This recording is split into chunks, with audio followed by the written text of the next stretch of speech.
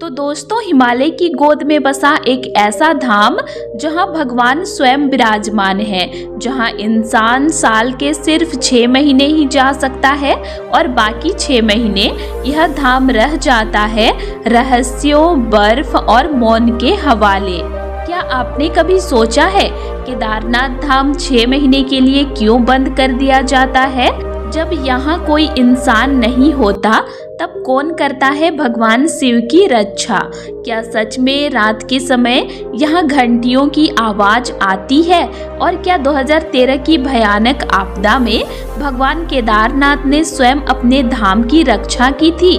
तो आज के इस वीडियो में हम जानेंगे केदारनाथ धाम से जुड़े वो रहस्य, वो मान्यताएं और वो चमत्कार जिन पर आज भी विज्ञान मौन है। यह कहानी है आस्था, रहस्य और महादेव की कृपा की। तो आप लोग वीडियो को पूरा देखिए। हर हर महादेव, जय श्री केदार। तो दोस्तों, हिमालय की उन ऊंची चोटियों के बीच जहां आसमान धरती से बातें करता है, जहां सांस लेना भी एक तपस्या बन जाता है, वहीं स्थित है भगवान शिव का दिव्य धाम केदारनाथ। यह सिर्फ एक मंदिर नहीं, यह आस्था का शिखर है, तपस्या की पराकाष्ठा है और रहस्यों से भरा एक ऐसा स्थान जहां पहुंचने के बाद इंसान स्वयं को भूल जाता है और केवल महादेव को महसूस करता है। उत्तराखंड राज्य के रुद्रप्रयाग जिले में समुद्र तल से लगभग 11,755 फीट की ऊंचाई पर मंदाकिनी नदी के तट पर विराजमान है केदारनाथ धाम। यह धाम भारत के 4 धामों में से एक है और 12 ज्योतिर्लिंगों में सर्वोच्च स्थान रखता है। ऐसा माना जाता है कि यहाँ स्वयं भगवान शिव सदैव के लिए विराजमान है। तो क्या आप लोग जानते हैं केदारनाथ नाम का अर्थ क्या है? तो केदार का अर्थ होता है खेत या उपजाऊ भूमि और नाथ का अर्थ है स्वामी, अर्थात केदारनाथ वह स्थान जहां स्वयं शिव समस्त सृष्टि के स्वामी बनकर विराजते हैं।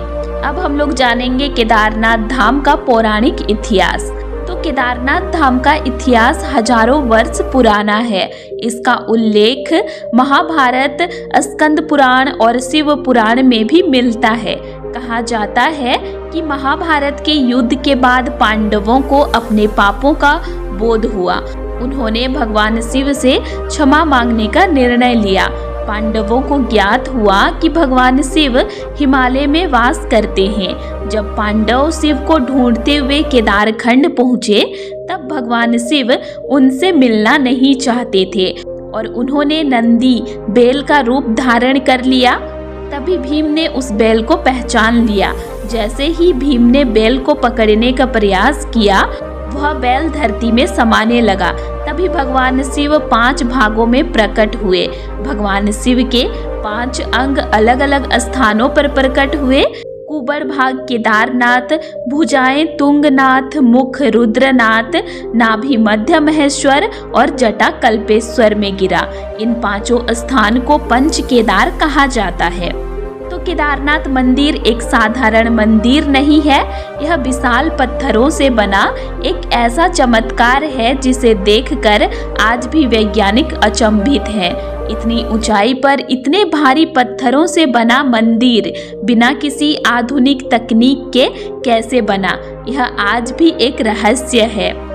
केदारनाथ धाम में भगवान शिव त्रिकोणीय आकार शिवलिंग के रूप में विराजमान है। यह शिवलिंग स्वयंभू माना जाता है, यानी इसे किसी ने स्थापित नहीं किया बल्कि यह स्वयं प्रकट हुआ है। और ऐसा भी माना जाता है कि वर्तमान केदारनाथ मंदिर आदि गुरु शंकराचार्य द्वारा 8वीं शताब्दी में पुनः निर्मित कराया गया था।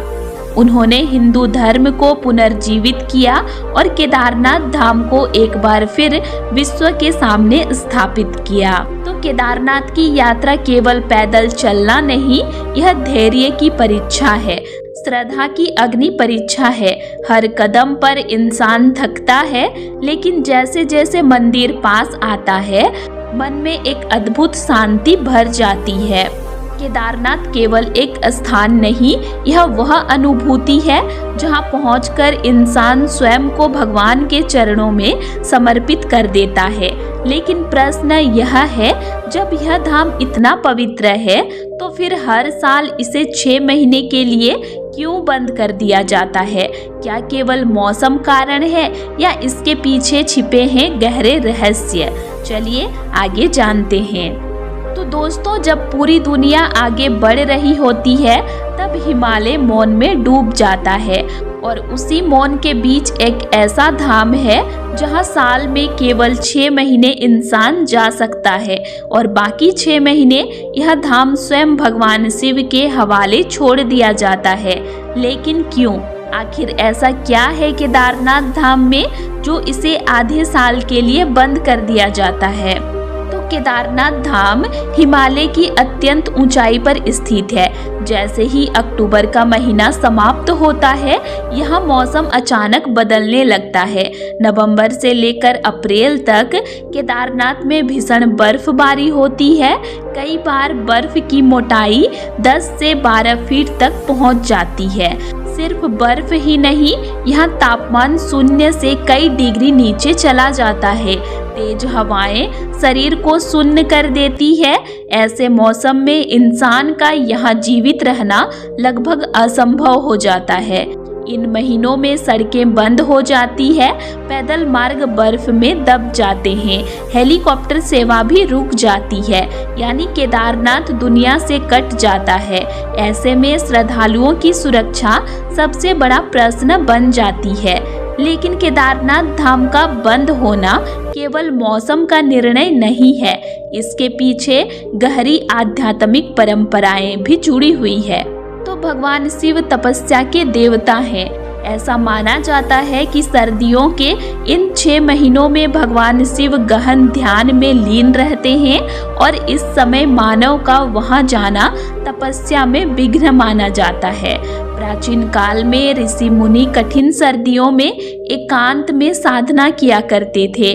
केदारखंड विशेष रूप से तपोभूमि माना जाता है, इसीलिए शीतकाल में इस क्षेत्र को पूर्ण विश्राम दिया जाता है। केदारनाथ धाम हर साल कार्तिक मास में विधिवत पूजा के साथ बंद किया जाता है।